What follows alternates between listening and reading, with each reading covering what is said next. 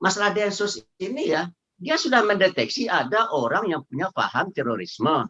Ya, dibiarkan terus gitu ya. Sampai nanti ditangkap. Kalau bagi saya tidak begitu mengurus negara.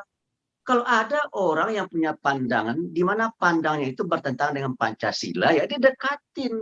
Ya, diajak berdiskusi, diajak berdialog, ya sehingga akhirnya ya eh, akan ada titik temu, kalimatul sawa, akan ada titik temu gitu ya, sehingga apa namanya emosionalitas mereka bisa menurun, radikalitas mereka bisa menurun, sehingga ada understanding gitu kan.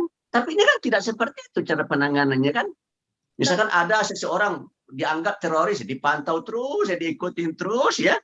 Nah, kemudian nanti setelah bom meledak ditangkap begitu ya. Jangan begitu dong.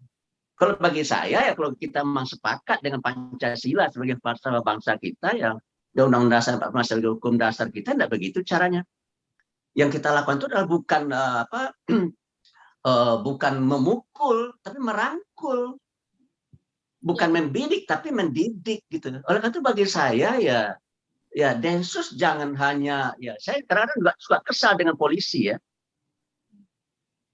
Polisi itu di perapatan dia kan bersembunyi dia kan.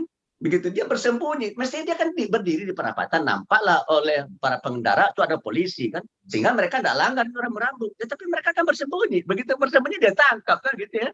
Itu tidak benar menurut saya cara-cara seperti itu, tidak etis itu gitu.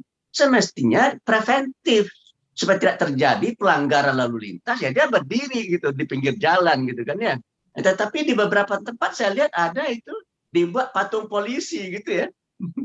Jadi kalau orang baru muda itu polisi gitu kan, padahal itu patung kan gitu ya. Ya maksudnya adalah supaya ya masyarakat dengan melihat ada polisi yang berdiri situ ya dia sadar ya bahwa dia harus patuh hukum gitu kan. Kalau dia tidak dia ditindak. Jangan bersembunyi polisinya di balik pohon gitu.